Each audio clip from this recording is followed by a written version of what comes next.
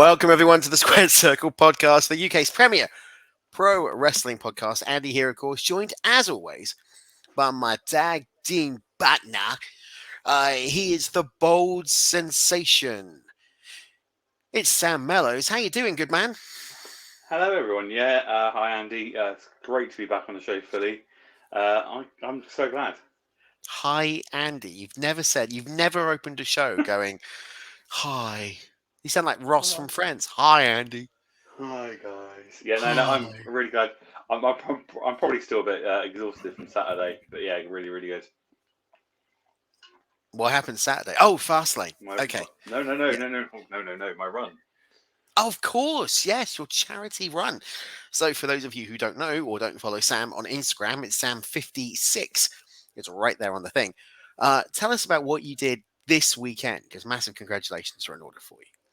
Thank you very much. I basically started earlier on this year, falling back in love with running again. I then accumulated into the Bournemouth Supernova 5K, which was at 7 o'clock on Saturday night, which is a little town, or I say little town, quite a big town in Dorset in England, for all of our international followers. And basically, you can run for any charity, and I chose Autism Initiatives, which is a charity that's close to my heart, partly because I'm autistic, but also I know quite a few people. Basically, the charity helps a lot with groups and also with opportunities for people with autism. Instead of the other autism charities that help with the research behind it all, this is a charity that helps with the groups that are out there. So it's really, really good, and also helping going into schools and stuff.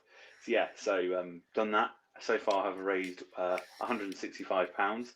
Hopefully, go for more. If you follow me on at Sam56 on Instagram, and also soon to be on my X page as well, I'm going to be putting up my Just Giving. I really, really want to raise more. I did the 5K in 40 minutes, 18 seconds, so I'm quite pleased with myself, which was my PB. I beat my previous PB by 4 minutes, 20 seconds, so I was really pleased by that.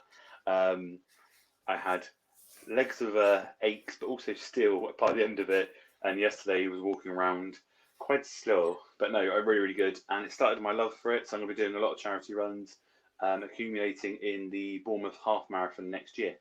Wow. So got quite a lot for you, and then hopefully in the future a marathon and that lot. But I'm going to be doing it for different charities. My next one is in March, and I'm going to be doing it for Dorset Mind, which helps people with mental health problems and issues, because I'm someone who suffers from mental health issues myself, and I've got a lot of close friends and family who've had issues, and Dorset Mind can help that. And I'm going to be doing it for bowel cancer in the future, and also for Macmillan cancer, and also the Lung Cancer Trust. So loads of them, and sepsis as well. Well done. Congratulations. And you can still donate to Sam. I haven't done it yet. I need to donate to the pot. I'll do it later. You didn't remind me. I will donate, of course, to make it up as much as we can. But congratulations, that's a massive achievement. Anyone who knows Bournemouth knows that it's not the easiest terrain to run around. And all I got to say is I don't know where you found the love for running around from, because it sounds like a nightmare. But then look at the size of me. I don't run unless I'm running to the pub. For me, I did it at 18 stone 2, 6'3". So if I can do it, anyone can. Okay, I'm a lot shorter than you.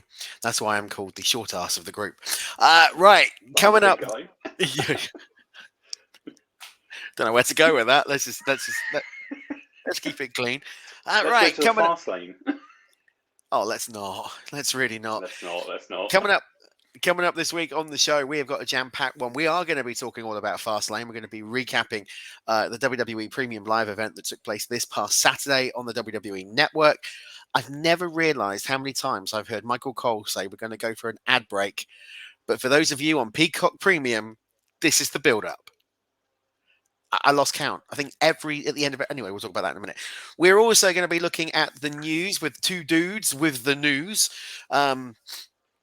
Original title, if you will. Wrestling History is back this week. Plus, we're going to do the week ahead, and we're going to debut something. And I'm actually really looking forward to this, because I don't know genuinely what it's going to give us. We are going to go to ChatGPT, and we're going to ask ChatGPT to ask us 5 random questions that we will then answer. We legitimately do not know what these questions are going to be. We haven't done the chat. I'm going to run it later on in the show and we will do it live. Cub Scout honour, if I you do not know. legitimately don't have a clue what they are. We will ask it for 5 questions. There is set criteria, so it could be any era, any promotion, any superstar, any tag team, any topic, anything and everything. So, yeah, God knows what we're going to get. But I do want to address one thing, Sam, if I can, because one of our listeners, Ollie Peters, has messaged me on Facebook. In fact, he's messaged the group asking if we've killed off the Facebook group. Well, the answer is no. We haven't killed it off. We just haven't given it as much love and attention as we need to. So that is going to change. We are going to be working on the Facebook group and we really want you guys to be involved. So, call to action. If anybody would like to be involved on the TSC Facebook page, X account, Instagram, threads, whatever, let me know. Contact myself or Sam on any of the social media platforms or email studio@squaredcirclepodcast.com if you want to help us. And that could be posting news articles, it could be hosting a discussion, it could be posting up a thread, whatever. Let us know.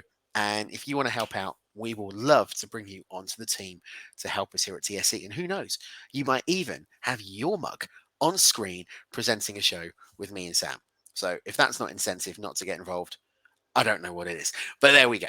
But if you do want to contact us on social media, how do they do it, Sam? You can find us on Facebook, Instagram, Twitch, Threads, and X and I think also at YouTube at TSC Wrestling Pod. And also, if you're on the socials, use the old hashtag TSC Pod. But also remember, if you're over on Instagram, on YouTube and on Spotify, to subscribe to us, follow us. If you're on Spotify, leave us a 5-star review. If you're on YouTube, give us a little like, subscribe, change that bell to all so you get all of our notifications for all of our things involving the communities, be it polls, questions, and all that jazz. Watch our little shorts that we're going to do in the future. Soon we're going to be going to Impact UK Invasion on October 29th, and that means one thing, and you know what that is? Oh, That the is road episode agents. 2 of the Road Agents is going to return. Oh yeah! What I Oh, love is the fact what a rush! he's just said, and I quote, for the shorts that we're about to do. I've not actually been told about this. I've got no idea what these shorts are going to be. So this is all down to you, mate. You Yeah. can have access to the account. I've got no clue. I think we should get you. I think on your next run, right, on your next charity run, we need to get you a GoPro connected to the YouTube, and you can do a live run right That'd be amazing. from the start right the way through to the finish, and then we can have a live chat, and people can give you comments about how you're getting on. Oh, you've gone quiet. Why have you gone quiet? I You've like that muted idea. yourself. Sorry. He liked that idea so well, he muted his mic. I Right. went to move the screen so I could see everything it says, but I pressed the wrong button. If you want to listen to us on audio as well as watching us, you can do. All you need to do is head over to any main podcast provider, whether that be Spotify, Apple, Google, Amazon, Audible, whatever, and search for TSC, the Squared Circle.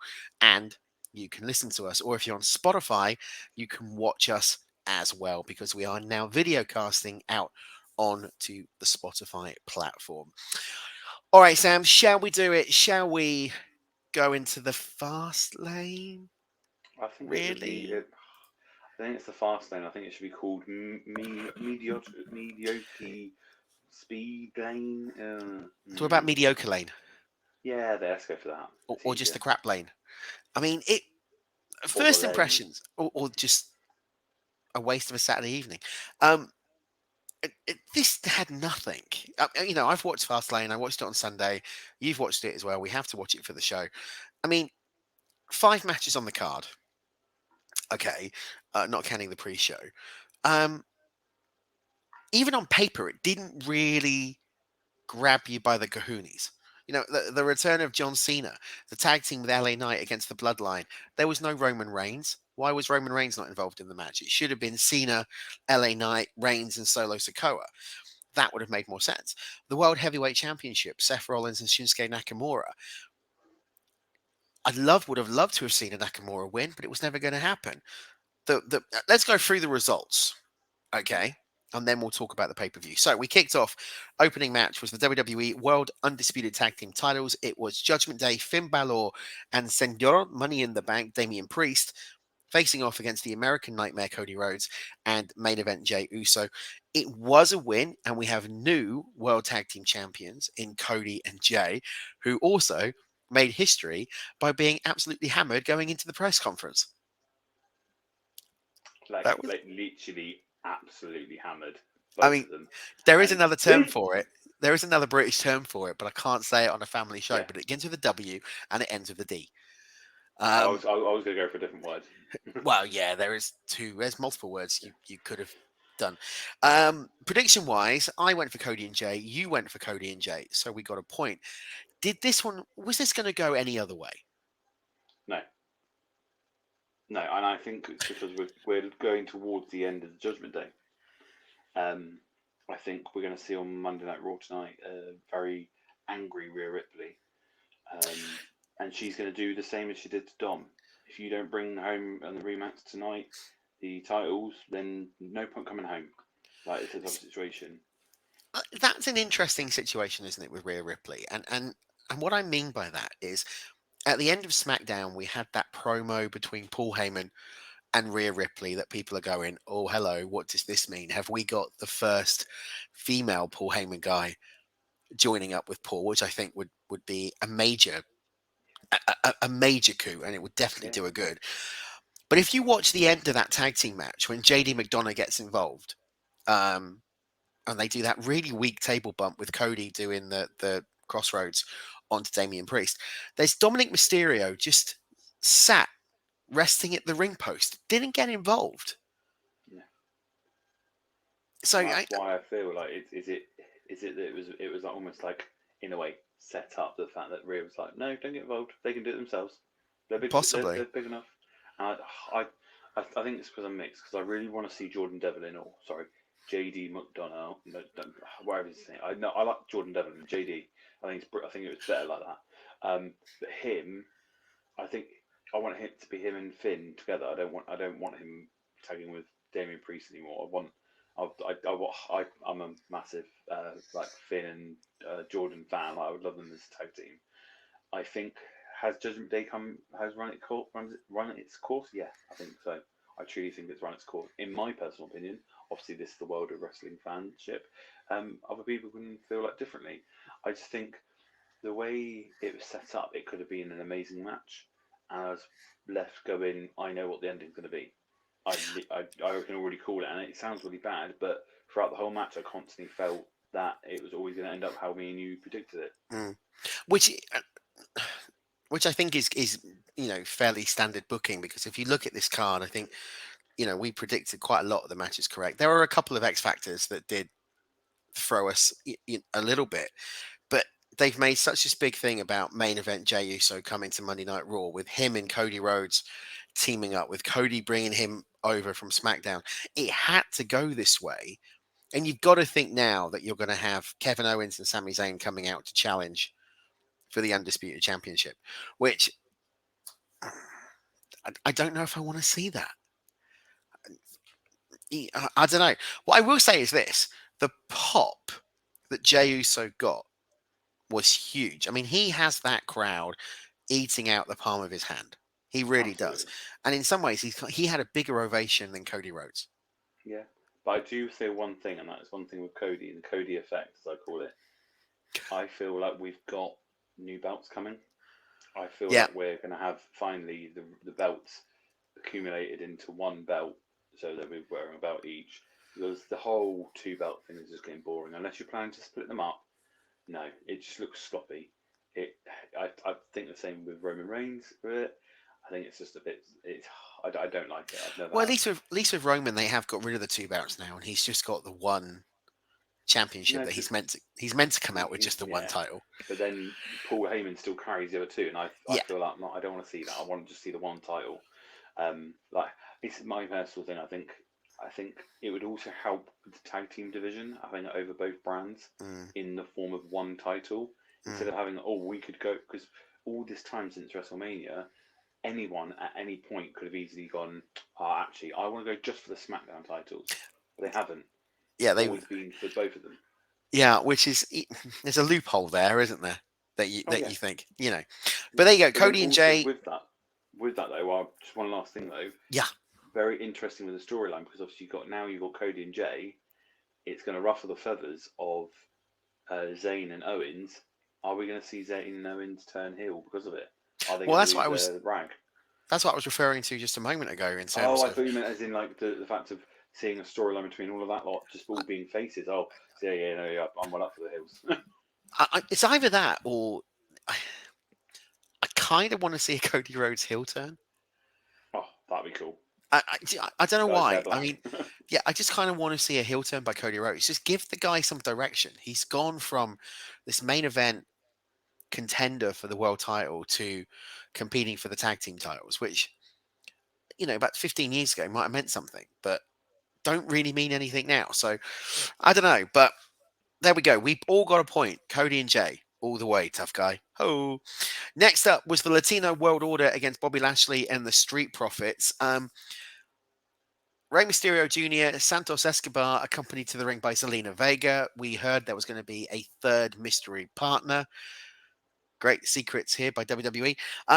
What did surprise me, though, was the fact that they went through half the match before they brought out Carlito, who got remixed theme music, which is a shame because I really wanted to hear I spit in the face of people who don't want to be cool, huh? I really wanted to hear that and to see Carlito come out. But for someone who's mid to late 40s, he is in cracking shape hmm and got the win. So, the LWO went over Bobby Lashley and the Street Profits. I got a point. You didn't. But what was your take on the match? Because the match wasn't really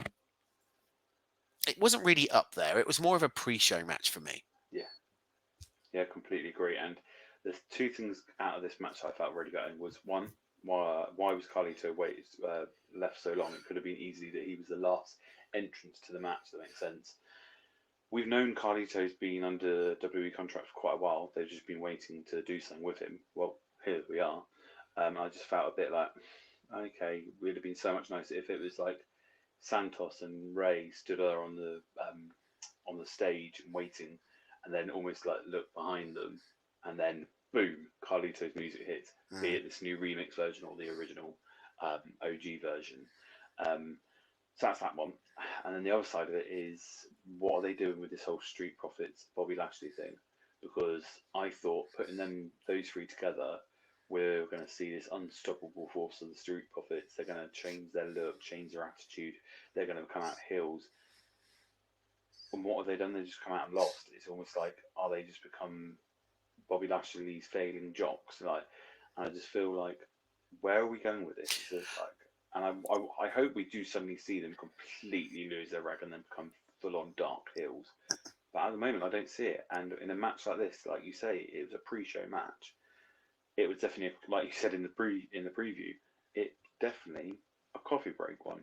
Mm. Like when I was watching it, I literally turned away from the screen for a little bit just to message people, and I was a bit like, oh yeah, yeah, yeah, oh yeah, I'll call you. Oh nice, Cleo's come. Oh yeah, yeah, yeah. I really wasn't, and that's sort of sad because I'm a massive. I've said it on the show before. I'm a massive Santos Escobar fan. I was just left a bit like, meh. Thing is, they could have done so much with this in respect of you could have had this long-awaited Santos Escobar heel turn, right? Oh yeah, He could have just turned his back on Rey Mysterio and aligned with the Street Profits and Bobby Lashley. You know, I thought, and this is because I didn't have my glasses on when I was watching it, but Zelina Vega came out first, and I swore to God she had a microphone in hand, and thought that she was actually going to introduce Carlito to come out, right? Or introduce Ray. Ray comes out, but no, it didn't happen. And I agree with you completely about Bobby Lashley and the Street Profits. It's kind of like they've got the trigger and they've started to pull the trigger and they've frozen midway, right? And yeah, and now Triple H can't find the WD-40 to pull it even further. So you've got this half-breed incarnation of the Hurt Business, which at the yeah, moment doesn't have the hurt, it's just the business. It yeah, needs it needs MVP. It needs a mouthpiece, someone that can get these guys over. And dare I say it, if it's not MVP, Teddy Long. Oh, that would be genius. 'Cause him heel is fantastic. Yeah, Go back to the old exactly. school days. I mean, you bring Go to Teddy the Long in. They need someone. This needs to be an 80s style stable, right? yeah, They're all big guys. Bobby Lashley is big. So are the Street Profits, and I mean big and bulky and got the girth, right? But none of them are good talkers on the mic. yeah, So you bring in a classic manager to lead these guys, a Bobby Heenan style, a Teddy Long style, a Doctor Style slick, oh if you God, will. yes, Someone who can come in, send them to do the bidding, cut the promos, all of this type of thing, get the matchups. They could fly. They yeah. could fly. But at It the was moment, interesting. it It was just feels interesting. like A lot of they're just people, half baked. yeah, and but there's a lot of people saying now online that why don't you bring Jade in? Why didn't you bring Jade and Bianca Belair as a tag team? And almost like Bobby's like, okay, you can't do it. Let me show you who can. And then you have Bianca and Jade come out, and they beat the hell out of men. Like even if it's intergender, even though I'm not a fan of that. I know that's no disrespect, but as in Mm. when you're trying to just push it to be like, oh, you're not strong enough, because actually, damn, the women probably would just destroy some of the men, especially Jade Cargill. But I would understand if it wasn't that we're waiting for this big debut. I could easily see this massive faction, almost like Hurt Business meets Nation of Domination 2020, 2024. Let's leave it to then. And you have this mass group, and then that lot, and you have the fact of like Jade Cargill and Bianca Belair are the female tag team champions. You've got the Street Profits, the male tag team champions. You have another person like the Bobby Lashley as your, no offense, but your United States champions, the mid carder, and then you've got the mouthpiece, and they're going after the main gold on this or that, the women's championships, and you could easily do that, but they're not going to, and I don't think that would be good for Jade anyway. That's why I disagree with the internet in the form of I want to see Jade come in and I want her to be main event type of thing, all stuff like that. I think for me, it's a valid point. I'm not sure if I want to see Jade Cargill on TV yet. I mean, it was weird seeing her on the pre-show. Coming out, what in God's name was she not wearing? Coming out of the car, there wasn't a lot to the imagination there. Um, but to me, the Hurt Business feels like it could be Evolution 2.0. Yeah, They're all wearing the suits, right? They're all, you've got Bobby Lashley is the enforcer, the Arn Anderson style role, the guy that goes out there and beats people up. You've got the Street Profits that are the tag team of the group. You need some other person that could be, let's face it, the world heavyweight champion, because I don't think Bobby Lashley again is credible as that. But like you, adding in Belair and adding in Cargill would make it unique because it's the only group where would have the two women as the world tag team titles. But I do want to say this: if there is ever a time in a company to bring a trios championship in, is now. You've got the absolutely. bloodline. They could easily bring in the Samoan tag team from MLW, the Cousins. You've got the Judgment Day if they still exist. You've got the Hurt Business 2.0. You've got the Latino World Order. That's already 4 or 5 trio Yeah, teams, which is more than All Elite. yeah, absolutely. But then there's also a thing with that. Going back to who you could put in, and think about evolution. So you've got Bobby Lashley as the Ric Flair. Never say that You, again in the same no, no, sentence. no, no, no, no. But one, you'll get what I mean. I'm very much, you know what I mean. So you have him as your um, Ric Flair. Then you have, oh no, okay, MVP as your Ric Flair in the form of what I'm meaning and getting at, because he was more of a like managerial wrestling, but managerial role. Then you have Bobby Lashley as your Triple H. Then you have um, the Street Profits as a joint effort to be Batista, and Carmelo Hayes comes in as your Randy Orton, Oh, okay, that would work. and do it that way. That would I'm work. not saying they're going to, and I hope they don't now, because I feel like they've already gone past that point. They could have brought Carmelo Hayes in, Or Trick like, Williams. or both of them. I think they're both brilliant. But or there is another thing. a lot of people have been making a point that Odyssey Jones keeps on being referenced at points. Like he's on main event, he's stuff like that. He's on the roster. He's been on a lot of posters, even though not appearing, but he's on a lot of house shows. He's a big unit, and he is bloody brilliant. Just imagine if Bobby Lashley goes, "Okay, you guys can't bring him perform. I'll introduce you to this guy, Odyssey. Don't call him Jones, Odyssey, and he is a better version and actually powerhouse than that giant guy Omos." Okay, you realise we're missing a trick here. You realise So, there's one talent that we haven't mentioned that would fit into this group with a little bit of a makeover. Bronson Reed. mm, no, I like him the way he is now. Big Bronson Reed. He. I think it's brilliant. I think that's perfect. They're missing a trick with Bronson Reed, and I said this on a previous show. Put him with Odyssey Jones, and that is like new, like not about to say new day, that a new era version of like your Typhoon and Earthquake and Earthquake. that type of thing. That type of look, but actually guys who like this that they could be amazing. Big Bronson Reed and the Odyssey or Odyssey, you've got like just like amazing. Imagine if they did do a Natural Disasters 2.0. You could have Storm and Cyclone. Hmm. I would more go for yeah, I'll Or, think about that. or Storm Agnes and Storm Clements.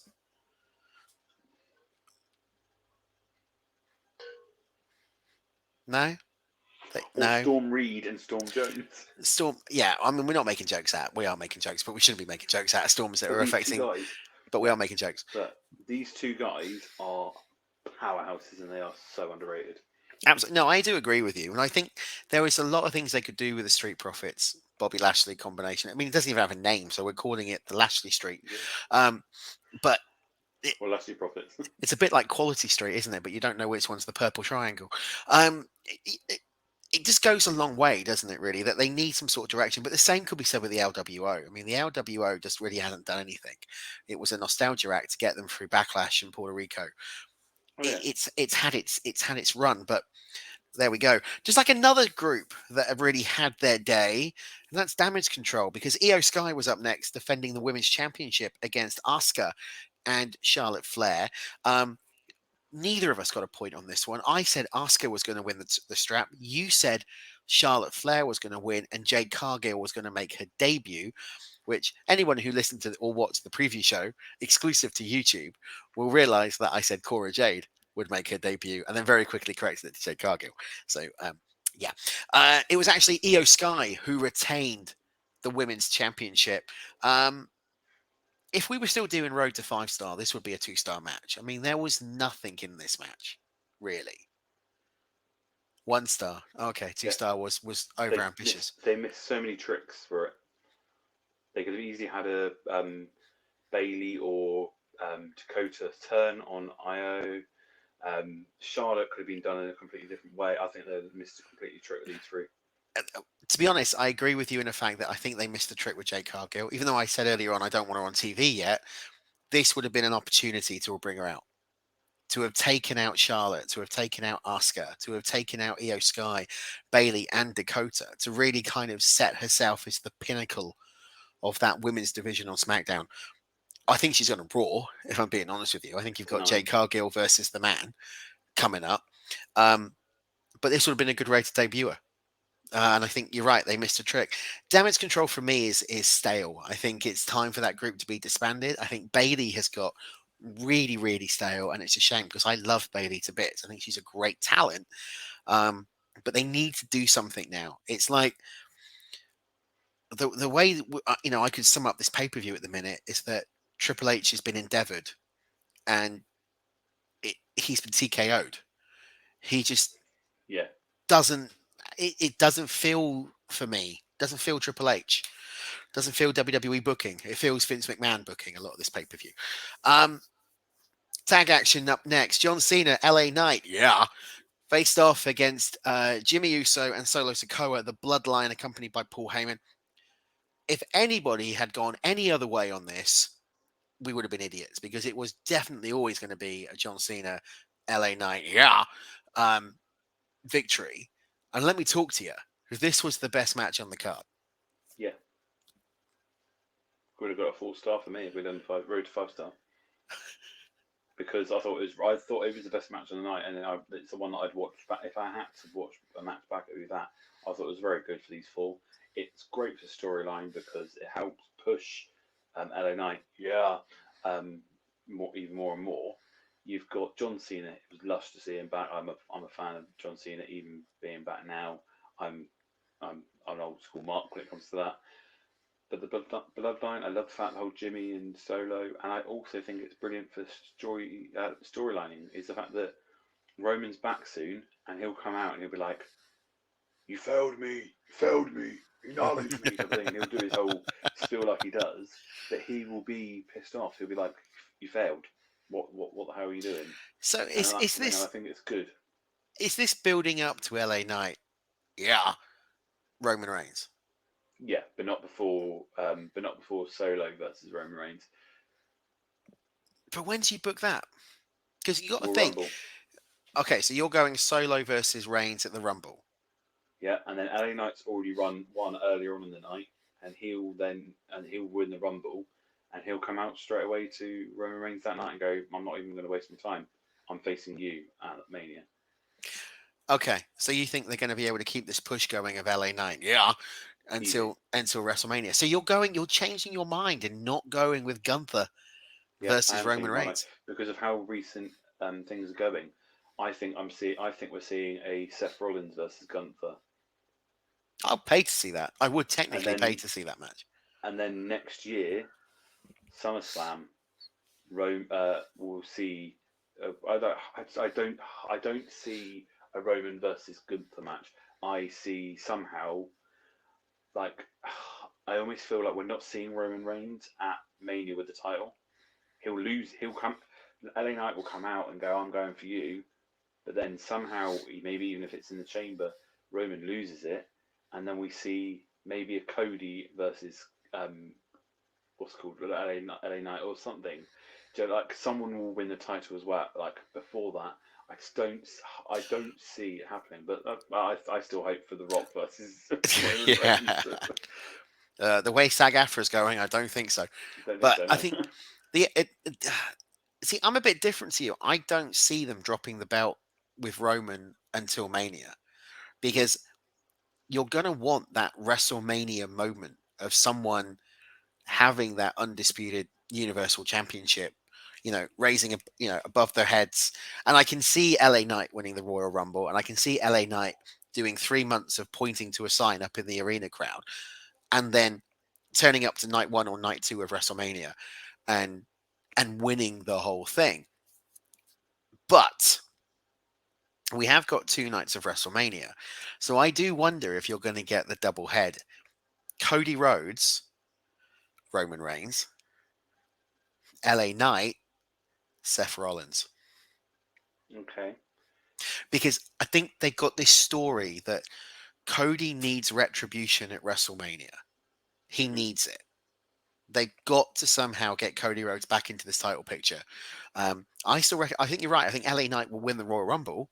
Don't get me wrong, unless some Chicago native comes in and wins it.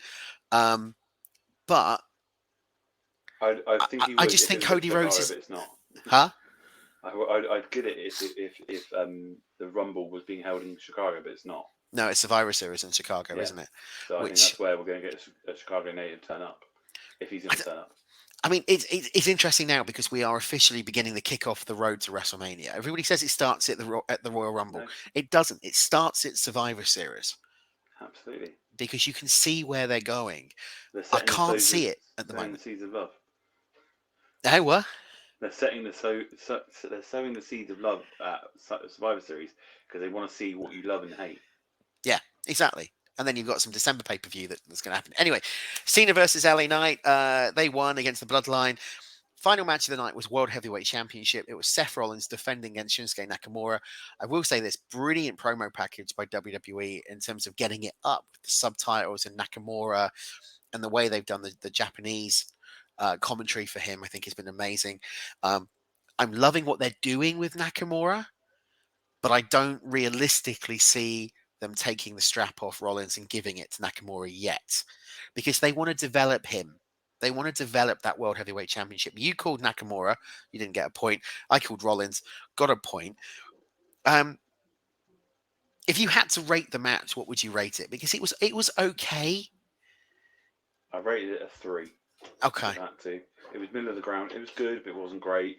Um, I think the other thing I found with it was it got halfway through the match, and I honestly felt like it was actually a definite Rollins win, which is gutting. I was like, I was really hoping for Mm. it to be still wanting a Nakamura win, but then I have a feeling are they obviously the whole classic Raw versus SmackDown when it comes to Survivor Series and the belts and that lot.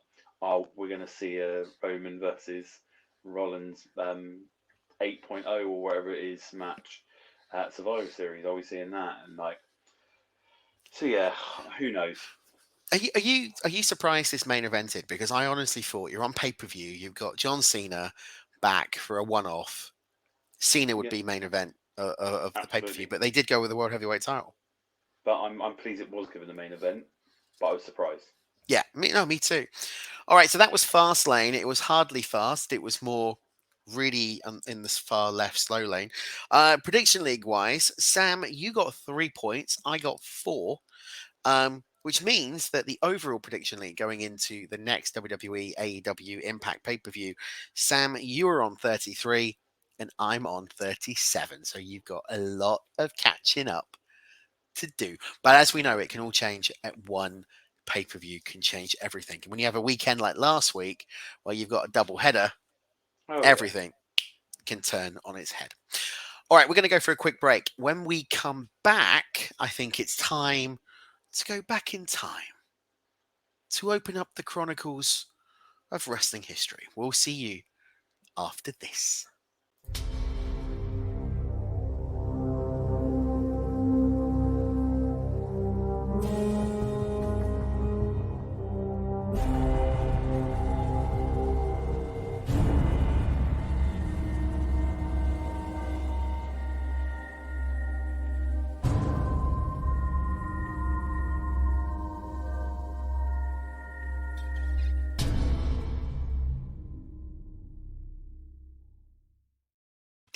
All right, we are back with wrestling history. For those of you listening on the audio wondering what the hell was that music all about, you need to check out the YouTube feed. Sneak teaser of a new project coming where we're going to explore the final frontier. Is talking track. All right, let's go back in wrestling history. October the 9th in the year 2000. I did it for The Rock. He did it for The Rock after a months-long investigation by Commissioner Mick Foley to find out who ran over Stone Cold Steve Austin at the Survivor Series in 1999. It was revealed on Raw that the culprit was Rikishi, who claimed to have done it to benefit his cousin, Dwayne The Rock Johnson. Rock, of course, was appalled as Rikishi turned heel to feud with the man he tried to run over just 11 months prior. Now, this was the change, Sam, from the fun-loving, ass-shaking, stink-face giving Rikishi Fatu. Don't know where the heck I was going with that. Rikishi into the more evil heel Rikishi. Yeah. What do you remember it? Because it was really weird having a year-long storyline. Yeah, I thought it was brilliant. I think the whole I did it for the rag. I thought it was brilliant. That sounded more like Razor Marone. Hey So yo, hey yo, say no, hello to the to Rock, the man. Naba guy. But Okay. no, I think for me I thought it was very good. Back when you could do a storyline that long, you could do a storyline where you were not going to lose interest. You wanted to know. If you did that nowadays, you'd be like, okay, we're over, and that's a week in. Because they'd put over every show.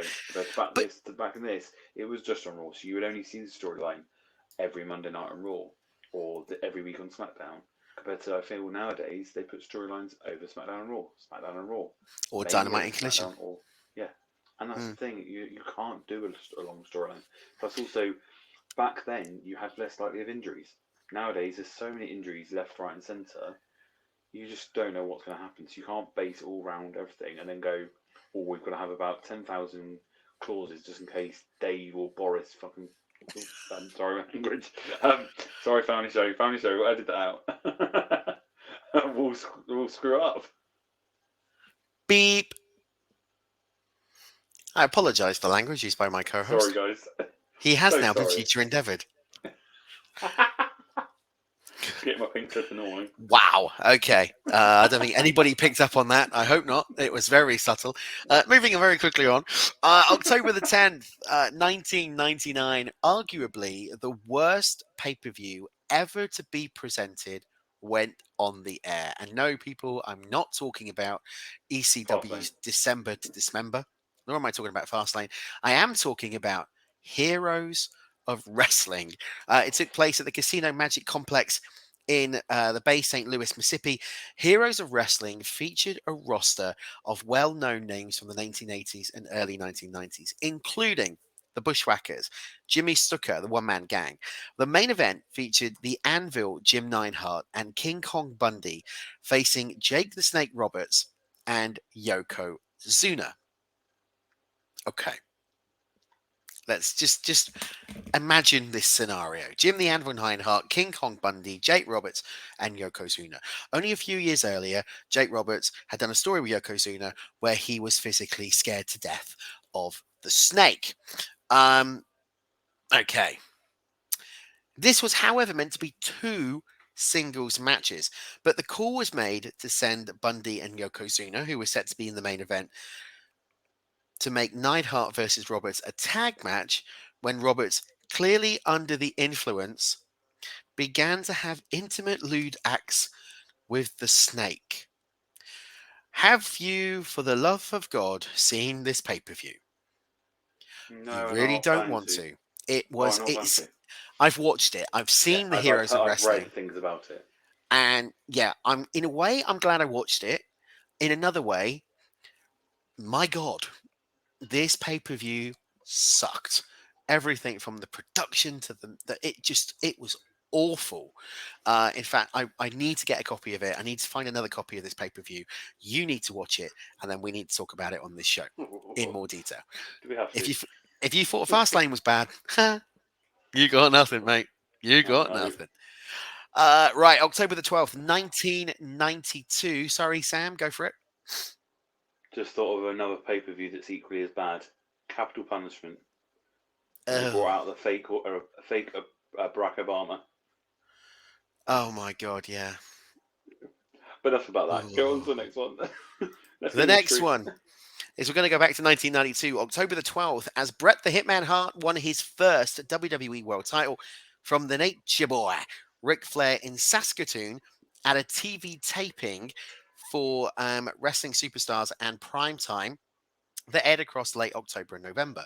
The match itself, Sam, never actually aired on TV. It only appeared on Coliseum Video's VHS releases. The tapings were focused on promoting the upcoming Survivor Series pay per view, and it featured the television debuts of Yokozuna, who we've just talked about, and the Head Shrinkers, as well as an Intercontinental Championship match between the British Bulldog Davey Boy Smith and the Repo Man.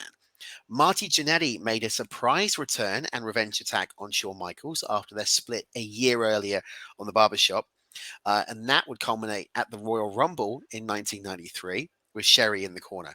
Money Inc., Ted DiBiase, and IRS defended their newly won back tag team titles against High Energy, which was Owen Hart and Coco Beware, the Birdman. Even though Money Inc. were acknowledged at these tapings, they did not win the titles until the following night's tapings for Wrestling Challenge in nearby Regina in Saskatchewan.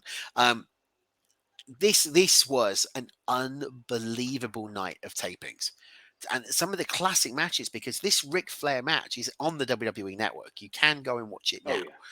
Um, it was brilliant. I remember watching Was it it? on one of the Coliseum video releases, going, "Why was this not on a pay per view?" Yeah. Oh, I've watched it back since on the network because it was a list of matches I said to my mate to watch, and yeah, so good. The one thing is though, I will happily say this, and if we ever get him on the show, I am not your top Bret Hart fan. I think he's really good, but I'm not. He's not my. He's not in my top five, and I'll tell you for why. Right, using English die. saying here. No, no, All no, we're right. allowed to use it. Um, it's because he doesn't meet my criteria of people who I absolutely love and adore. However, I respect that he is an incredible wrestler. Like he's not my top five favorite wrestlers of all time because he doesn't like. But that's my own personal view. But soon we're going to be doing a show on our Mount Rushmore, and we'll explain more about it. But I can understand why some people would not have their Mount Rushmore Stone Cold Steve Austin, but I wouldn't have Bret Hart. So that's what I'm saying. But we'll talk about it more when we do our Mount Rushmore. Wow. You are dropping some clangers tonight. Hmm. Not only have you sworn live on air, I'm so you've sorry. just said Bret the Hitman Hart is not in your Mount Rushmore. No. No, no, no, no. Yes. Okay. Yes. Yes. Moving on very, Both Brian very Danielson. quickly. Yes. Yes. Yes.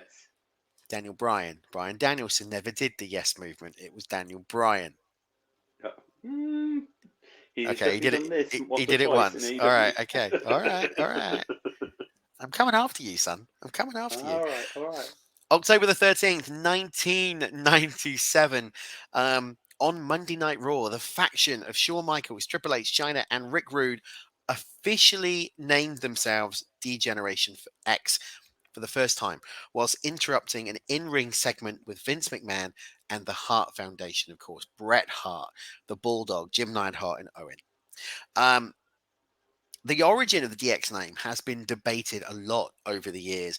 Bret the Hitman Hart claimed the New York Post columnist and frequent critic of the WWF, Phil Mushnick, came up with the name when he described the late 90s WWE fan base from the Generation X demographic as degenerate. However, in the autobiography of Shawn Michaels, it is claimed that it was then head writer Vince Russo who came up with the name of the faction.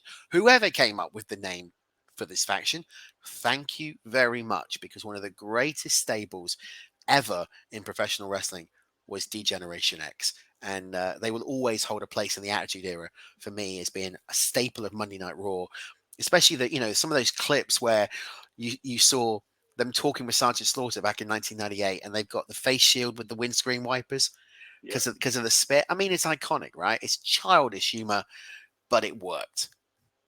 Oh, for me, it's the fake president speech. I did not.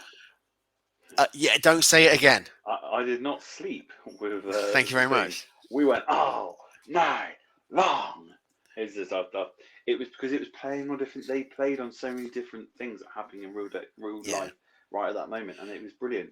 And then I'm one of those people who loved when they came back with the DX Invasion, and they had the little man court, like those sort of things. It's something that's going to go on till there's only one ever match ever in my mind, and one other moment that should have never happened, and that was the DX versus the Brothers of Destruction in Saudi Arabia. That's the only time in the DX history that should have never happened. I don't know what you're talking about. I don't think I saw that match. I Don't. wiped it from my memory. It No, didn't happen. I'm That was just two old unfortunately. guys competing against two other Oh old yeah. guys. Unfortunately, I can't because I can't get out of my head when Triple H hurt his shoulder and then HBA had to hold the rest of the match and Kane's mask fell off. Yeah, And we no, just had to pretend that that's absolutely fine.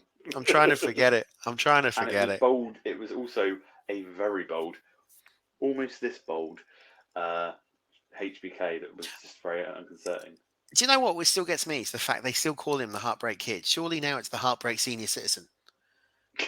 He's got his bus pass. I mean, he comes to the ring with the HBK. It's like, no, mate, it's not 1994. You're the Heartbreak Senior Citizen now. HBO. Oh, Heartbreak Oldie. Yeah. Heartbreak OAP. All right. Yeah. We're going to get kicked off the air in a minute. Any listeners we do have are just going to go. Let's go to the last one because we're going to go to some TNA, some Impact Wrestling. Of course, you can see Impact live in the UK over October 26th to 29th. Tickets are still available at impactwrestling.com/events for the UK Invasion Tour. However, the Titanium package has now sold out. Tickets are still available for Titanium on October the 29th. Don't forget, October the 27th in Newcastle, it is going to be Impact Wrestling Turning Point. That will be a pay-per-view event airing on Impact Plus, and on Fight.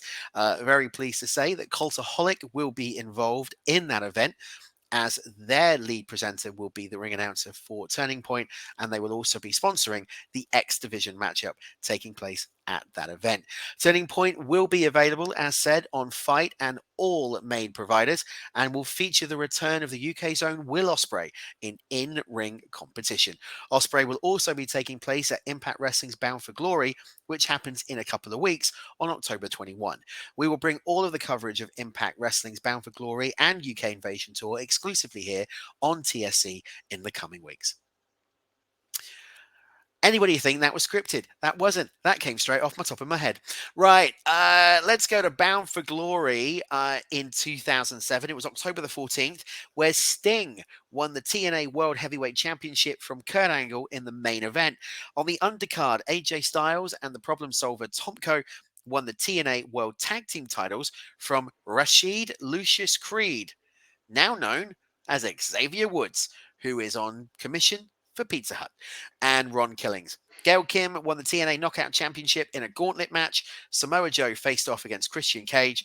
We could have that match next week on Dynamite.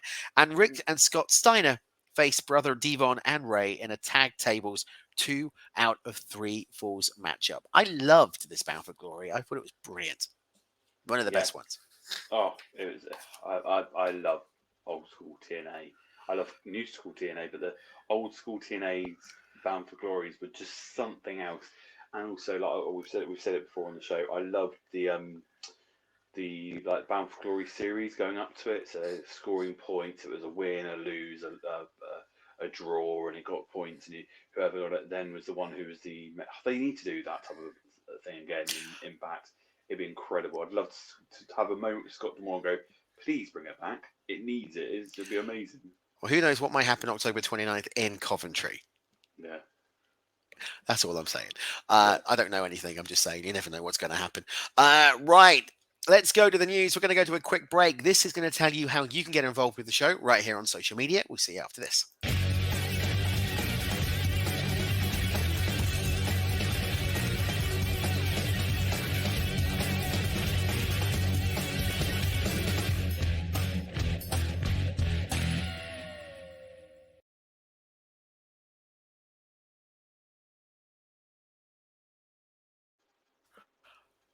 Oh, hello. There we go. I froze for a second there. Not quite sure what happened. I did, and it froze everything else.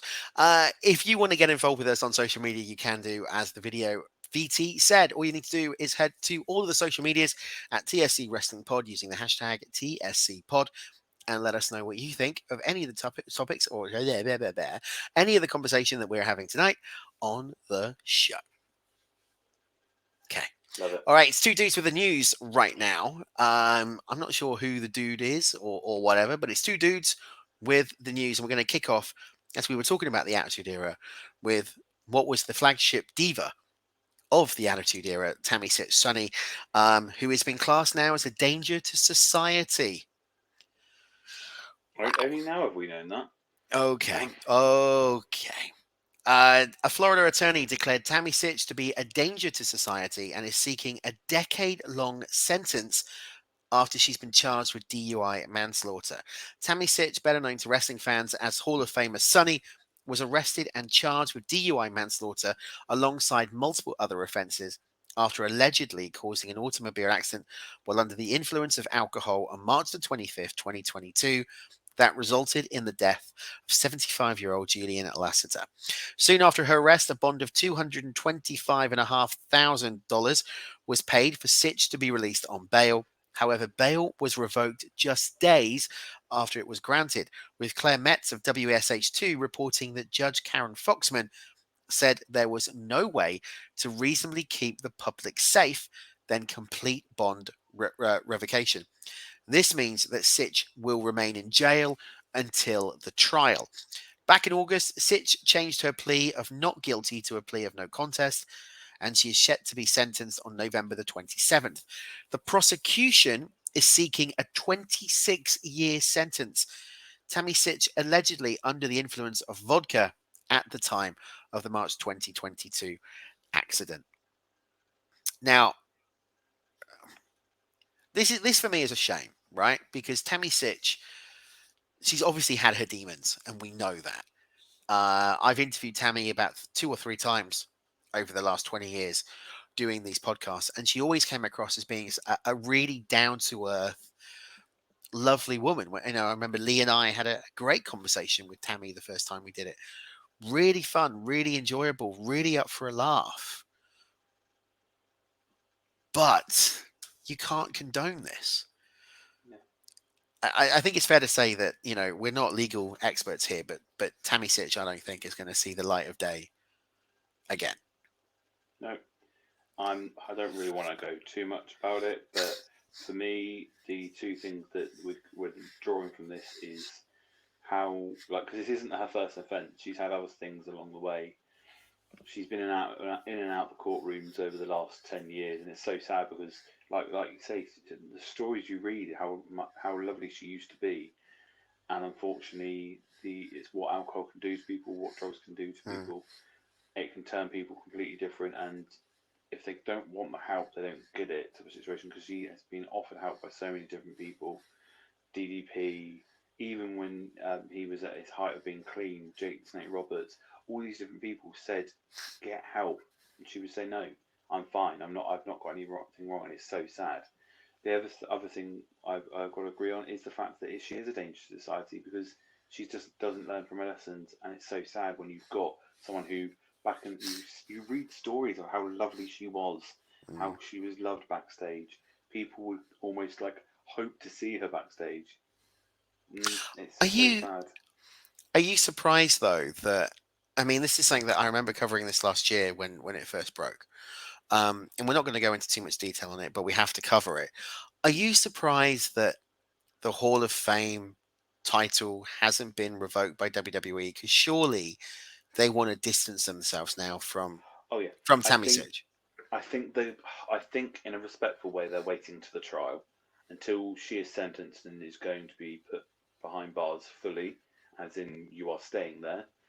Because realistically, the sentence that's what we're thinking at the moment. It could be even longer if they go, yep, you are guilty. And the factor is with that, is she going to see the light of day outside of a prison cell, outside prison walls? Don't know.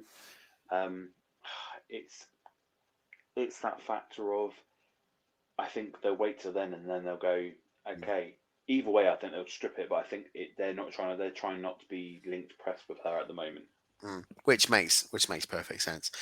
All right, let's talk about another WWE Hall of Famer because the legendary Jim Ross is no longer under contract with AEW. A new report provides an update on JR's contract and whether he's in negotiations for a new deal. We all know that good old JR has been with All Elite since the beginning. He was instrumental in helping the company secure a TV deal as one of the most well known and beloved names of professional wrestling. Um, Back in July, Ross revealed on the Grilling JR podcast he didn't have much time left on his contract.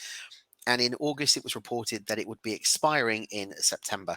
According to the latest edition of the Wrestling Observer newsletter, the WWE Hall of Famer's contract is indeed up, and he's negotiating a new deal with the company. Dave Meltzer wrote, "The contract is either up or about to be up, and he's still working as they negotiate a new deal. It was up in September, from what we were told, and Ross on his podcast said they were in talks for a new deal." Despite the expiry, Ross was on commentary for a portion of Wrestle Dream on October the 1st, calling the bout between Wheeler Yuta and Ricky Starks and the highly praised Danielson Zack Sabre Jr. While Ross could go to another promotion if he chose to do so, he did confirm back in August that he's happy with AEW and wants to stay there for the duration of his career. For me, I'm quite pleased about that, to be honest, because as much as people can critique and criticize Jim Ross for what he's like now on commentary, he is still the GOAT. He is still the Oh yeah, greatest of all time behind that microphone. Um, and actually, I think when you mix him with the pairing of Nigel McGuinness, Ian Riccaboni, Kevin Kelly, Excalibur, Tony Schiavone, Taz, I think you get a new lease of life in JR because they're the ones doing most of the work. He's just there giving JR credence. And there is no one in this industry that can call him a big game, big time matchup with the emotion and the passion quite like good old JR Jim Ross. yeah. the people who are still alive, he is the best still around. Like he's up there with your Gorilla Monsoons. He's up there in my personal view. There is someone who's in that club of people who are still alive at being amazing, and I used to love it. Of Jesse the Body Ventura, I think he was amazing on that thing, and Bobby Heaton. Those four, that would be an elite. Excuse the pun, but elite four on commentary at one time. But I think the thing for me is I commend him for not thinking, well, my contract's up. Why don't I just like once or twice dip my toe in at WWE? Why not get a Legends deal where I can literally turn up when I want or when they want me? No, he's still doing AEW, and I think I love. Do you know what I'd love him to do now? Is to have a contract with him still, where he does like the interviews backstage. I love when he has that, and then for big matches, he Mm. does that, but he doesn't do every match. Watching back All In, it was lovely to hear his voice in some of the matches. Like so, yeah, I hope he stays with AEW, which I'm very surprised at me saying that because a few years back I was like, no, go back to WWE. I want you and the King on the commentary again. But I don't want it now. I want I, him to stay because I love him being alongside your Excalibur, your Taz, your Kevin, all the Patrick, Nigel McGuinness, should I say? Let's say I Paddy think McGuinness. I think too. Pardon me. He's not going to take him out. I think that times have well and truly changed in WWE, and you're never going to see that Jim Ross Jerry No. Lawler combination again, even if they were still active in the company, mainly because of Jerry Lawler's health. Um, Mm. there's a portion of me, and it would never happen, and you're going to laugh at this. There's a portion of me that wants Michael Cole to be released and end up on AEW because I I just think think, he'd work perfectly. yeah, I think if Michael Cole, I mean, we've seen it since he's been given freedom to actually go out and be Michael Cole. I've seen a completely different side of him, and I think with even more freedom in AEW, he would be phenomenal. So I'd love to see Michael Cole get released and head over to Florida. But would JR even be able to go back to WWE? I think that's the big question. That, like you said, it would be a Legends deal. He wouldn't have any ability to dab his hands behind the mic again. It would purely be one of those novelty attractions on Raw 50 or Raw 100 or whatever. So Yeah. stay where you are. One person that we were concerned about was going to move was FTR. They dropped the tag team titles this week on Collision to Big Bill and to Ricky Starks. Dax Harwood gave people a scare this weekend on X by saying, "What a run! Love you all, top guys out." This led to speculation that FTR were parting ways with AEW. However, Harwood put this to rest with a follow-up post where he said, "Guys, I say top guys out all the time. We ain't Yeah. going nowhere. This is our home." Now, they added controversy to that because they also then went and registered the trademark CMFTR, which is, of course, what they were called when they were trioing with Punk on Collision during that ill-fated summer of Punk.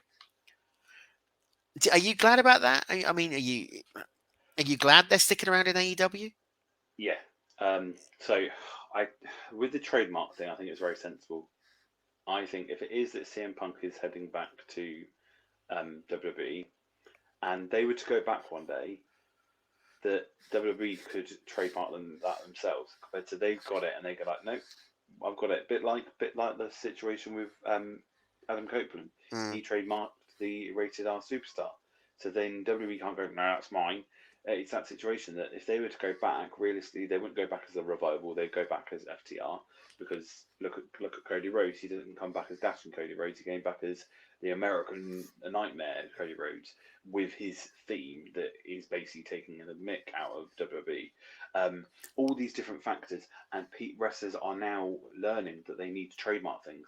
Cody Rhodes trademarked the American Nightmare. All these different little factors, the trademark is so important um, because so many companies as well and certain promoters around the world, especially in this country, um, are trademarking wrestlers' names without them really knowing, and then they go, actually, I have the paperwork. This is mm. mine now. So FTR to do that, all the timing was great. Said no one.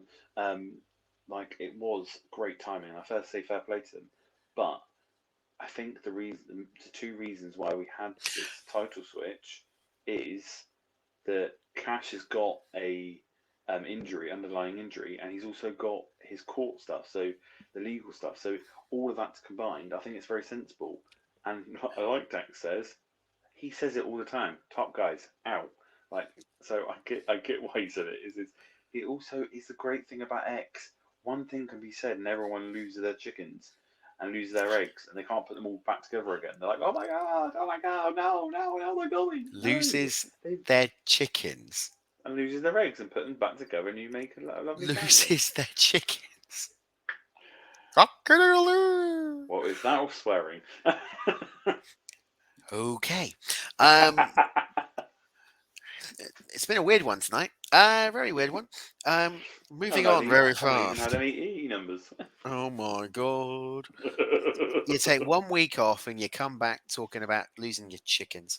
A bit of sad news now, a bit of a sad update on Kyle O'Reilly, former member of the Undisputed Era, took to Instagram this past week and explained that a rare post-surgical complication left him unable to move his arm.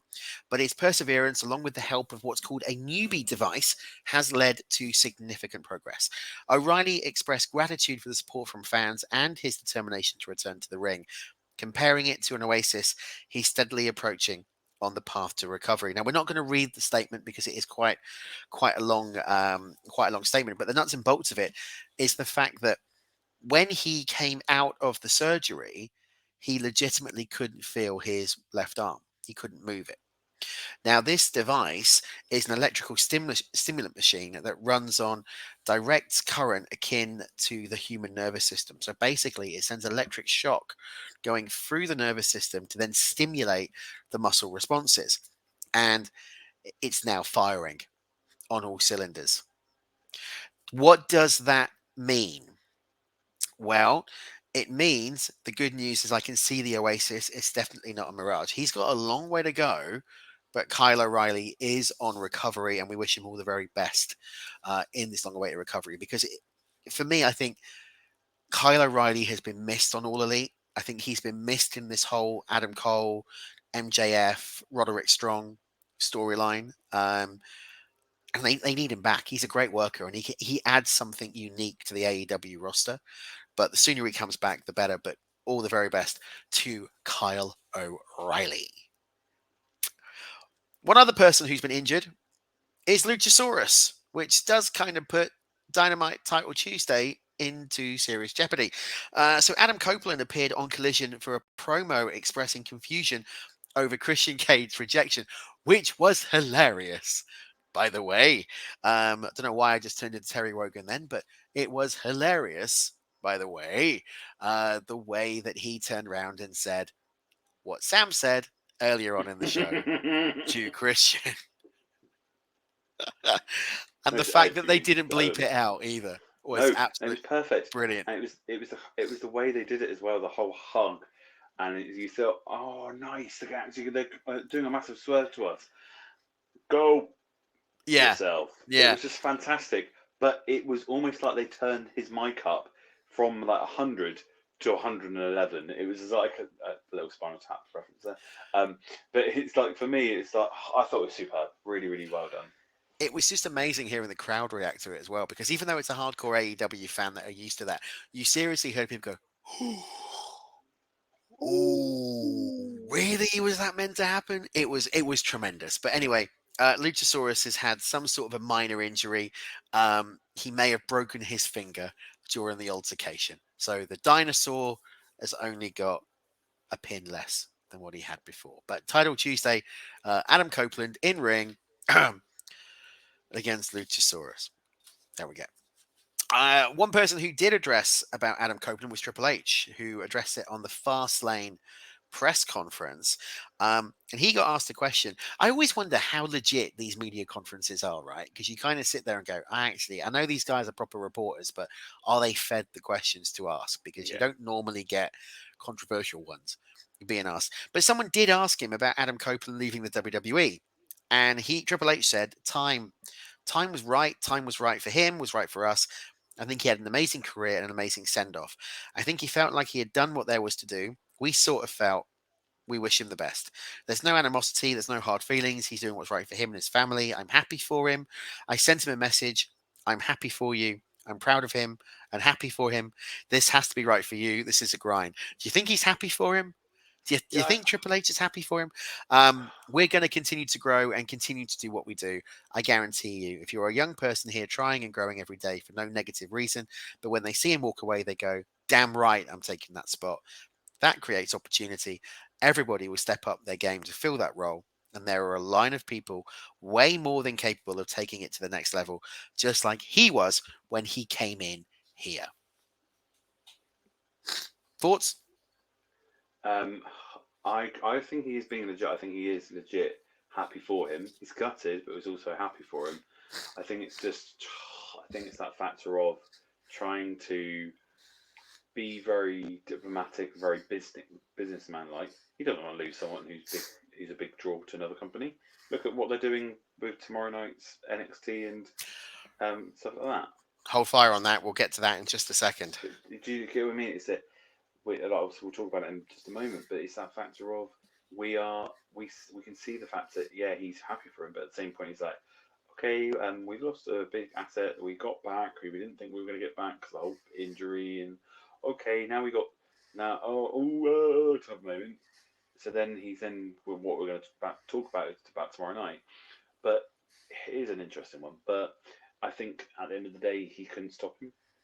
He clearly No, hadn't got anything for him because Edge has made it very clear that the fact that there was nothing for him compared to he could see stuff happening at AEW. So it was very it makes interesting.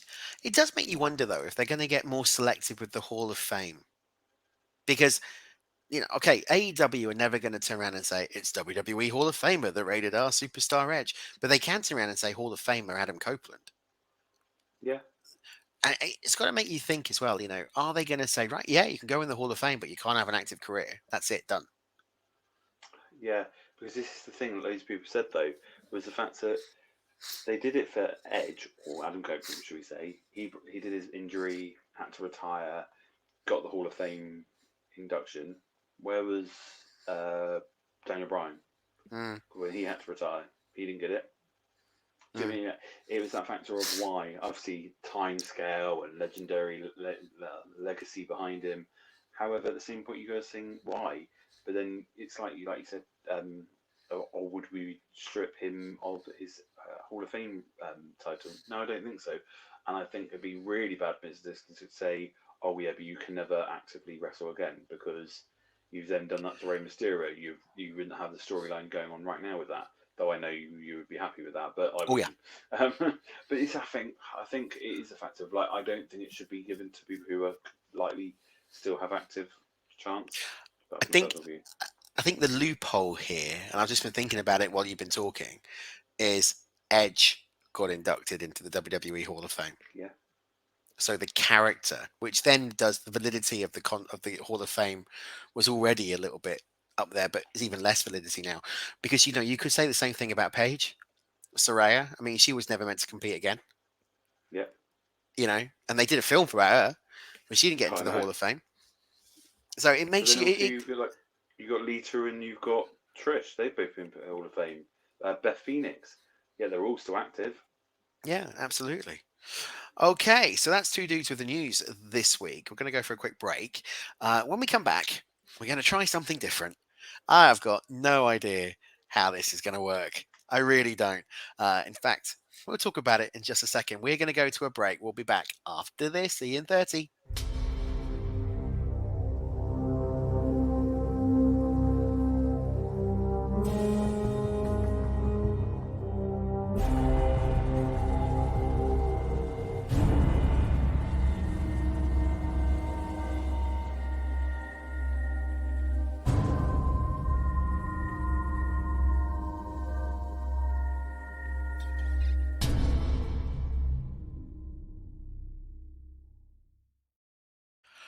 Okay.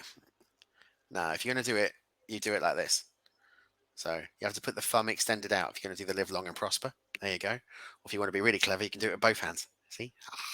Self high five. Bang! Bang. Right. Oh, I'd love to interview him. I'm working on it. I'm working on it. Right. Okay. This is Ask Chat. Now, as we said, this segment is really a try or die. I don't know if it's going to work.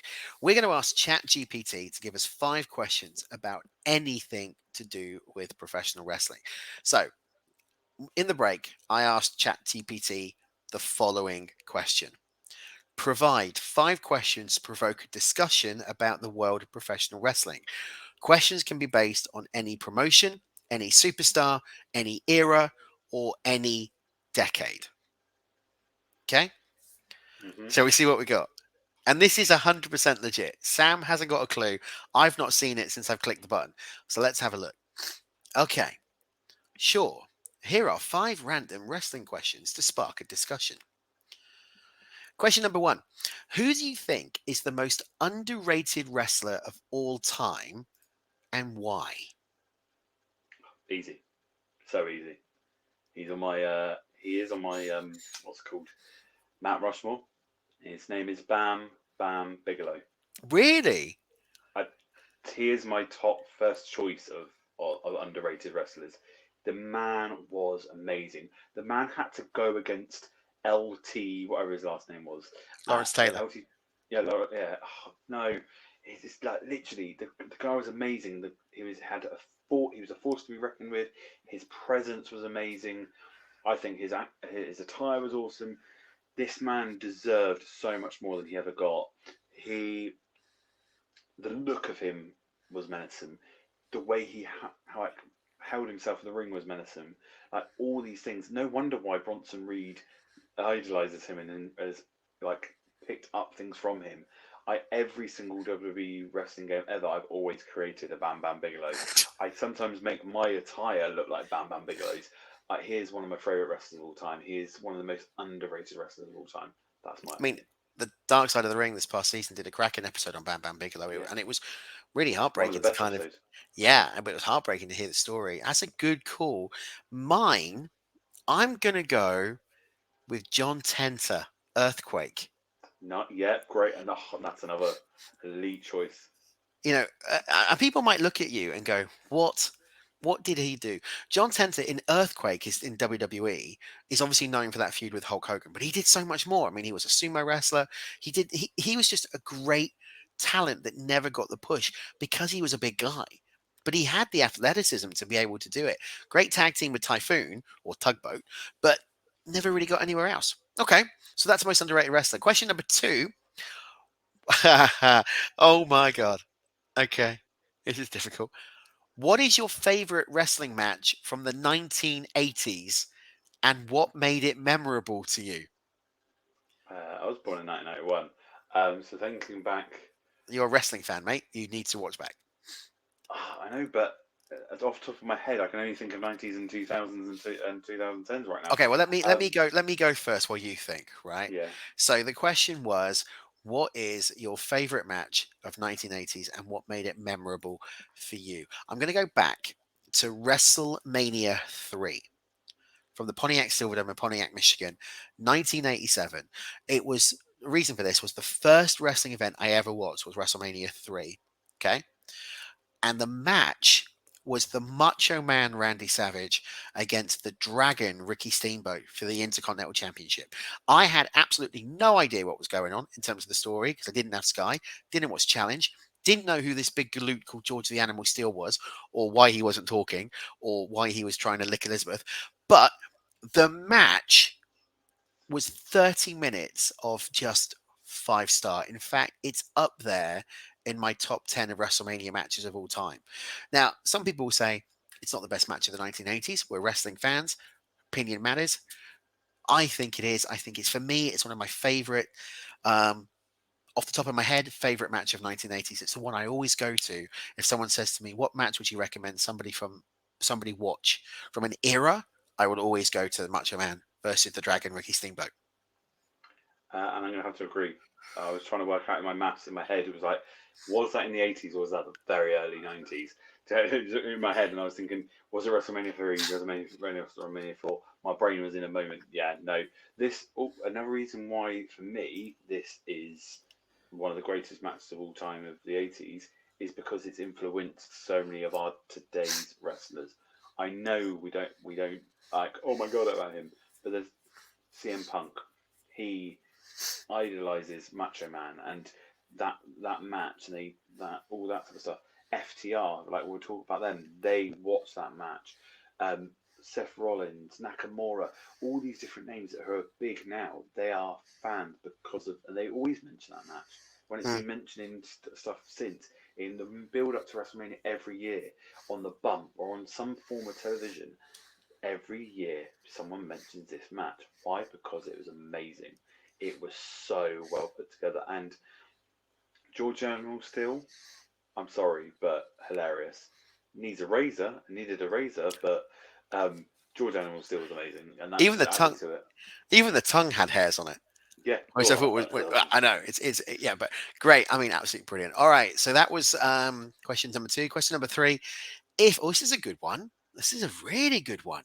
If you could create a dream tag team with wrestlers from different eras, who would be in it and why? oh, let me think. Bronson Reed and Bam Bam Bigelow. And it Oh might sound boring, God. but could you imagine that tag team? They'd be unbeatable. These two massive forces who Bronson Reed idolizes Bam Bam Bigelow. And I Yeah. bet you if Bam Bam Bigelow was alive now and was watching it, he'd idolize Bronson Reed. Mm. These two guys would know each other inside and out. But I'm going to throw another tag team in there because I can. Because I can. And you should do too. You should do two teams. I But can only Rowdy just Roddy think of one. Piper Okay. and LA Knight. Yeah. Their mic work would be sensational. Their in-ring action would be sensational. Even to the point where when they break up and they have a feud against each other would be sensational. And it could be so well done. Like Piper's Pit meets LA Knight's Dummy Lounge or whatever it was called when he was Eli Drake and he had the dummy button on in Impact. Like those two would just be incredible. So those two tag teams, and that as a faction as well. Those four wrestlers. Add the Miz into that as well. Oh Perfect. my god, yeah. So I've got two. I'm going to go with the first one, Kenny Omega, Hmm. and in his prime, Shawn Michaels. Oh yes, proper rockers, or you A prop? mean? No, I don't mean not a proper Rockers tag team. I mean the Heartbreak Kid, Shawn Michaels, as the charismatic heels or the heel Shawn Michaels Yeah, with Kenny Omega in his prime. when he was The Cena. other one is going to be slightly weird. So the other one is Lionheart Chris Jericho Ooh, and the Oko Chris Jericho. no, I like that. I like that. So two generations of Jericho coming together, young and inexperienced versus the experienced Oko, but the high flying Chris Jericho with more of the ground and pound strategic element that we've got now in AEW. That's a WWE, you know, 2K game match or fight forever match if you want to create it. That would be my two for that. Okay. Next up, it's an interesting one. I'm quite liking this. Which wrestling storyline or feud do you believe had the most impact on the industry as a whole? Before I come to you, I'm gonna jump in on this one. I think Mr. McMahon, Stone Cold Steve Austin, Yeah, because that did change the face of professional wrestling. That changed the WWF. The notable honor here would also be to the NWO storyline in WCW. But I think you've got to go with Vince McMahon, Steve Austin, because really, if you think about the WWE 83 weeks losing to WCW, this whole Vince McMahon storyline in 1998 kicking off, that turned the corner. You then had Austin is the biggest face in company history going up against McMahon, the biggest heel, and it lasted for over 10 years. I mean, it was a huge storyline. yeah. So my one's a kind of a storyline because it then became a storyline and kind of real. The Monday Night Wars. Oh, very nice. Because yes, obviously it started off not being a storyline, but then it became a storyline and it became the invasion and all stuff like that. Like we've said this before, and I know there was a show that before when you had a guest on before this is before I was on the show, but about what if we didn't have um, the Monday Night Wars? What if WCW still carried on, or what Mm. happened in WWE and WWF back then? It's for me, it's a pinnacle moment in wrestling history. Like Oh, it will totally. always be synonymous. Like, and if anyone gets the opportunity, sit down and watch the documentary of the Monday Night Wars. It's available now on the WWE Network, and it's just so incredible seeing how that all came about and all stuff like that. So I mean, that's worth getting the network for, just to watch that. The WWE historical version of the Monday Night Wars, yeah, just like the 2004 DVD that they released, which had Eric Bischoff in it. Um, yeah. all right, last one. If you could pick one wrestling event to attend live, whether past or present, which one would it be and why? And I'm going to make a caveat on this, Sam. I'm going to Mm. take All In out. Yeah, yeah, understandable. I'm going to be it's going to be a completely left field, but the first ever TNA pay per view. Ooh, I was thinking that. Just for me, I go back and watch that again and again and again and again. It's just so incredible, and like it was history as well because it Yeah. was not WCW, it wasn't WWF or slash WWE. It was just incredible, and we've said this before. I'm like you, we're massive Impact, TNA, whatever you want to call it, marks. And it's not just because we're going to be going up to their show and being part of the media. We are massive TNA marks, have been since day dot, and I love back then the whole. It's just amazing. Like watching back some of these matches, you just completely like forget how good they are, and you watch them again, and you're like, oh my god, this is amazing. So yeah, Mm. I probably picked the first ever TNA show, and That's a really. that might surprise people because some people think I'd pick like one of the WrestleManias or the first ever AEW show. No, it's the first ever TNA pay per view. So But that's, I think that's a great choice because it's completely out of left field. I mean, like you said, you know, you could sit here and go, I want to go to WrestleMania 10 because it was 10 years in the making, or WrestleMania 1. Um, I'm going to Bash at the Beach, 1996, because what is more historic than seeing the immortal Hulk Hogan, the man that we all loved and cheered since we were kids in the 80s, turn heel on the biggest face in WCW, which was the Icon Sting, but you know, the Surface Sting. And it's a moment just to be there, like to be in that crowd, to hear Gene Okerlund call them the cancers of WCW, and then Hogan to say this is the new world order of wrestling, and to see all the rubbish coming into the ring, and to be that person who threw whatever it was that hit Hogan in the head, and you know, just to be there and to see the shock. The other one, and I can't remember what WrestleMania it is, and I should do because it should be ingrained in my soul, would be the streak, the breaking of the streak. Was it WrestleMania 30 yeah, against WrestleMania 30, Brock? Brock Lesnar, Yeah, the moment that time the, should forget. yeah, not to see the pay per view, but just to be there No, for that moment, right? But pay per view has got to be Bash at the Beach '96. yeah, nice. I thought that was, I love that segment. I Yeah, thought that was I really think we cool. should do that like once a month. We will do an Ask Chat once a month on the show, but we want to know what you think about the topic. So we will put the narrative, the questions that we were asked, into the narrative of both the audio feed and YouTube, and use social media. Email us at studio@squarecirclepodcast.com and let us know your ideas based on that.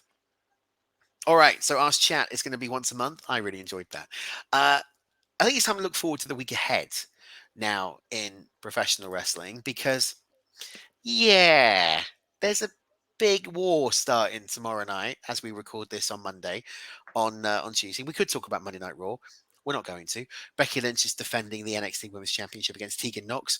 That's about all you need to know. NXT this week and All Elite Dynamite are going head to head. It's Title Tuesday versus WWE. Send the big names out to NXT on USA Network. Carmelo Hayes with John Cena will face off against Bron Breakker with Paul Heyman. Cody Rhodes is going to be there to ask, what do you want to talk about, NXT? With a big major announcement. Asuka will face off against Roxanne Perez. And dong, dong. The Undertaker is teased to appear on NXT. On Dynamite, we've got the TNT Championship number one contenders match, Bryan Danielson versus Swerve Strickland. The International Championship, Phoenix defending against Moxley. The Women's Championship, Saraya versus Hikaru Shida. Adam Copeland will debut against Luchasaurus. Jay White will face off against Hangman Page. And Jericho will face off against Powerhouse Hobbs. As we begin to wrap the show up, Sam, what's your take on NXT versus Dynamite this week? I'm looking forward to both shows. NXT is always on a Tuesday, um, and AEW's only moved to Tuesday because it's birthday and all that jazz. No, It's it's a then basketball now game. been that as well, but come on, there's deciding factors in there. But and Title Tuesday sounds good, but I think in my mind it's now been a bit like oh one-upmanship. Oh, you're putting this out. Ah, we're going to put this out. Oh, we're going to do that. I'm going to do that. It's a bit like Christmas. If you ever watched the film Deck the Halls, the Yeah. Christmas movie, where you've got Danny DeVito versus Matt Broderick, and they're putting out the who's got the better Christmas lights, spending all the cash and that lot.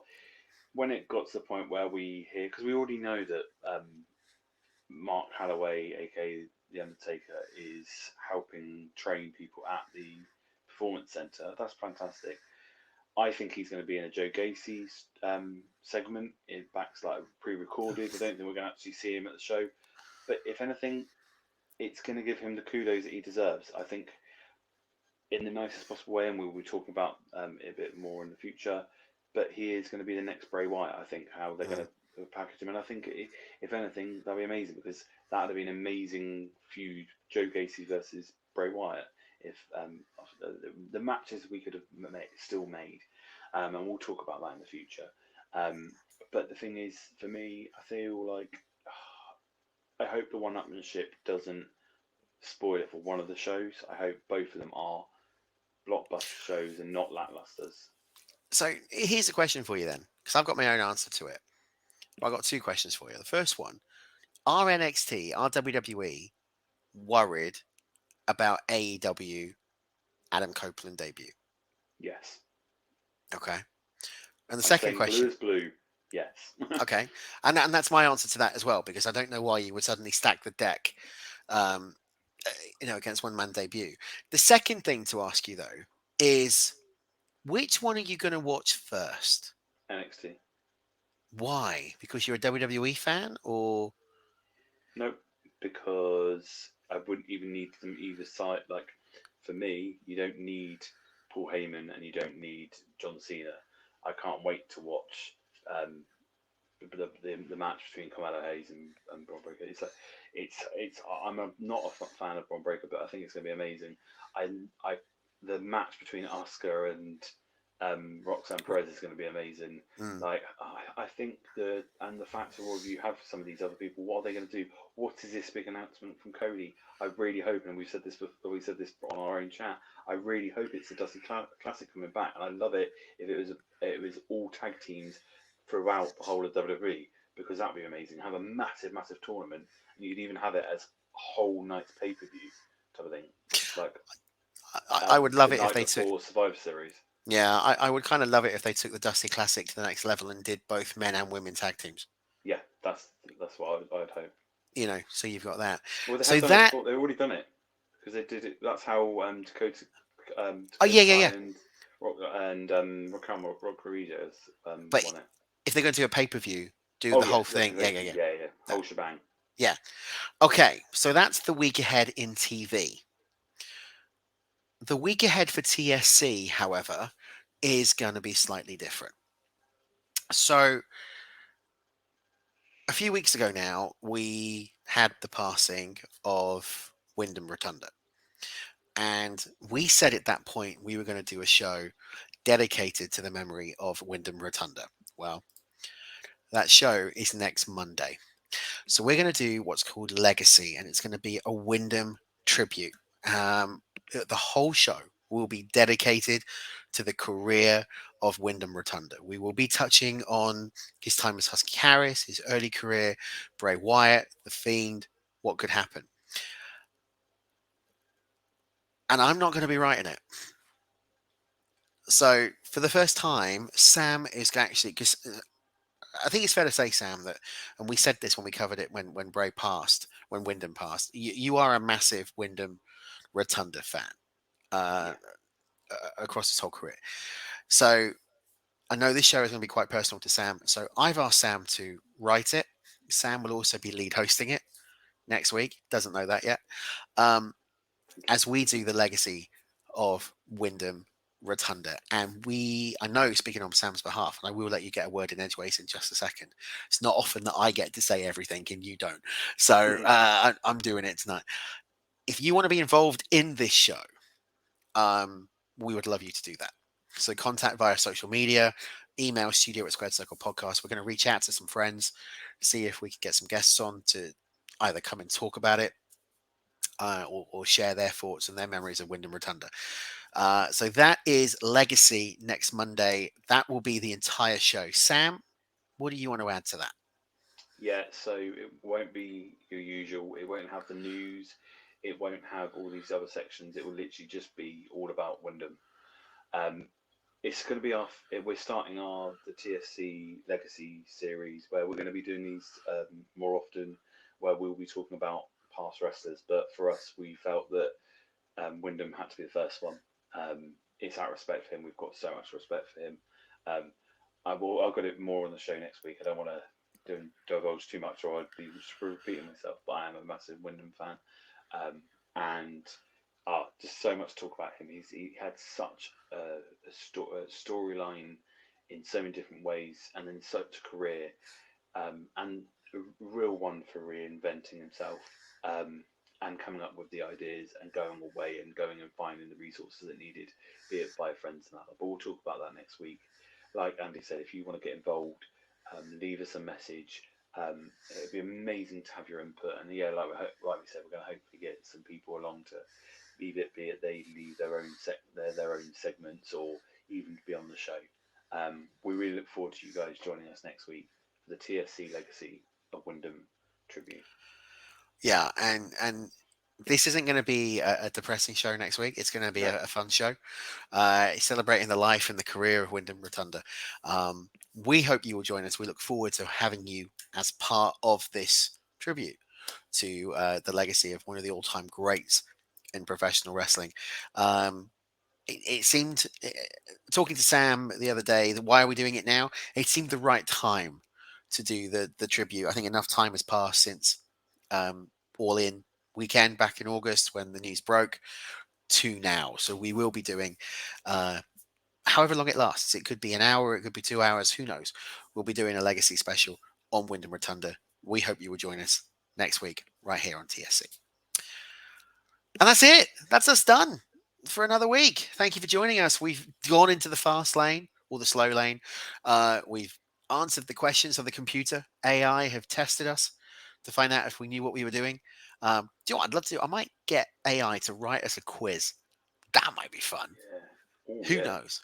That might be really good. We've given you the latest news and we've talked about a whole lot of things. Sam, it's been great having you back for the full show, and we will see you next week. Anything to add to the masses of the fans, of the followers of the TSC? I'm in the description below on YouTube.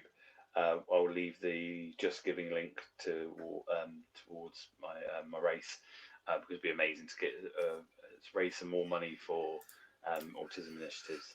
But yeah, but also just come follow us on our social medias, both for us and for the TSC. It's been a pleasure to be back. Really looking forward to next week and looking forward to the future of TSC as we completely grow more and more because why not? And I want to, yeah, absolutely. I want to give a shout out as well, if I can, to one of my old former running buddies on the TWS. I almost called it the TSC. I know almost did a Sam and called the show the wrong name. Crusher Curtis, who has set up a brand new wrestling promotion called Big Powerhouse Wrestling, coming out of Southampton. Got a bit of news for you. Crusher's coming on the show. We're going to be talking to Crusher all about Big Powerhouse Wrestling very soon, right here on TSC. You can get to be the first to hear about what he has planned on that promotion coming up.